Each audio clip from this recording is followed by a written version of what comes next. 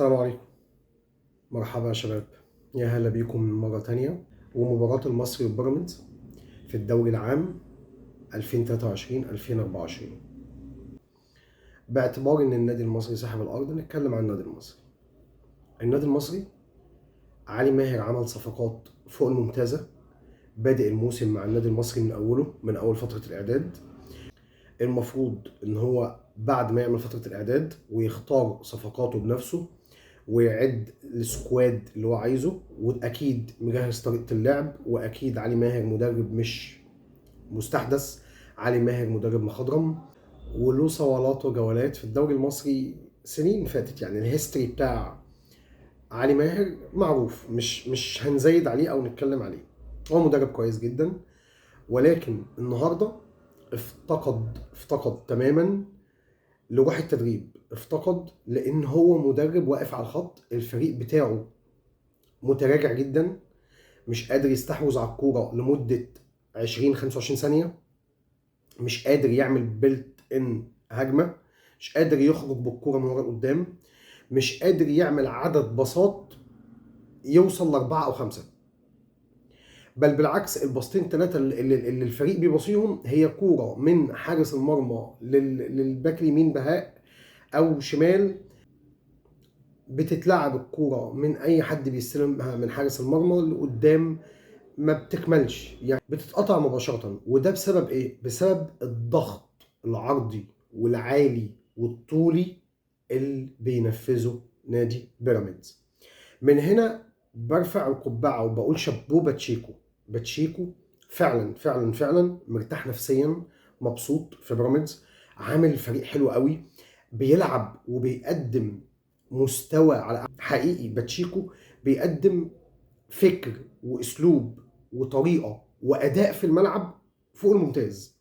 ده دليل ان باتشيكو ومحمود فتح الله والجهاز الفني باكمله في نادي بيراميدز مرتاح، وبيلعب او بيأدي باريحيه، وعندهم حافز عالي وفي اداره بتساندهم. بيراميدز بيقدم حاجات كتير حلوه في الكوره. بيراميدز بيثبت لنا ان هو منافس قوي جدا على البطولات اللي هو هيشارك فيها السنه دي، سواء كاس مصر قديم او جديد، سواء الدوري العام، سواء بطوله افريقيا اللي ربنا يوفقه فيها. هو اي نادي مصري ما عندناش خلاف مع اي حد. فبيراميدز منافس قوي في اي بطوله هيشارك فيها. نتيجه الضغط العالي ونتيجه الضغط اللي هو نفذه فريق بيراميدز بالطول والعرض وفي كل الخطوط، الاسمر عن ان استحواذ بيراميدز للكوره كان بنسبه 70%، والنادي المصري كان بنسبه 30%. ولكن لم يسفر الاستحواذ اللي استحوذه نادي بيراميدز عن اي جديد في الكوره سوى نتيجه التعادل، الى ان انتهى الوقت الاصلي للشوط الاولاني.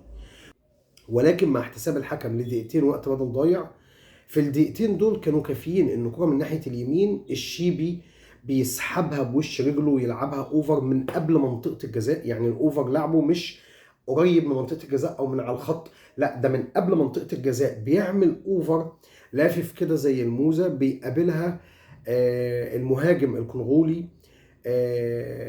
للاسف من وسط اتنين مدافعين. يعني هو اتنين مدافعين، واحد قدامه وواحد وراه، وهو من وسطهم بيطلع بيركب الكرة ويحطها على الزاوية الشمال لحارس المرمى، اللي هي كمان زاوية ثابتة له، بيحرز الهدف الأولاني عشان ينتهي الشوط الأولاني نتيجة 1-0 للنادي بيراميدز. بعدها طبعا النادي المصري بياخد الكرة ويسنتر من نص الملعب، اللي الحكم ما بيستناش أكتر من 3-4 ثواني عشان يطلق صفارة نهاية الشوط الأولاني. وابتدى الشوط الثاني، بيراميدز محتاجش الوقت طويل برضو علشان خاطر يحرز الهدف الثاني، بالعكس هم كانوا 3 دقايق كافيين ان هو يقدر يحرز الهدف الثاني. استمر الوضع على نفس المنوال، ضغط طولي وعرضي وفي جميع انحاء الملعب من تجاه بيراميدز على لاعبي النادي المصري، الى ان تدخل علي ماهر في بدايات الدقيقه 60-61 وعمل 3 تغييرات، من ضمنهم لعيب اجنبي افريقي عنده 18 سنه.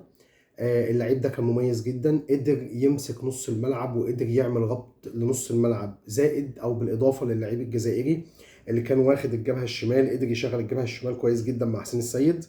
وقدر النادي المصري يدخل في اللقاء عن طريق احراز الهدف الاول، وثرو باص برضه من اللاعب الافريقي اللي هو 18 سنه ده.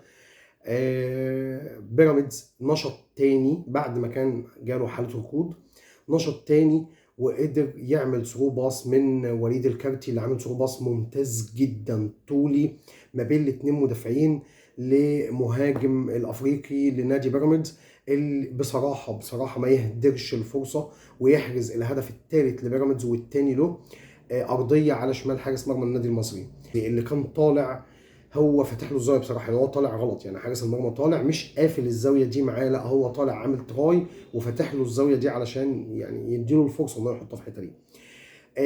النادي المصري حقيقه ما استسلمش، ان فاضل وقت بسيط جدا تقريبا بتاع 5 دقائق، ما استسلمش للنتيجه 3-1، لا كافح وحاول وقدر يحرز الهدف الثاني من ثرو باص برضه للاعب الافريقي اللي هو 18 سنه، حطها للاعب الجزائري قدر يحرز من الهدف الثاني فيرست تايم على شمال الشناوي، برضه كانت مباغته، ودخل النادي المصري علشان نشوف اخر 5 دقائق مع 6 دقائق وقت بدل ضايع كانوا حلوين جدا، والمباراه اشتعلت جدا جدا جدا في الوقت الاخير ده، يعني اخر ربع ساعه بالوقت الضايع الماتش كان حلو وكان سجال رايح جاي.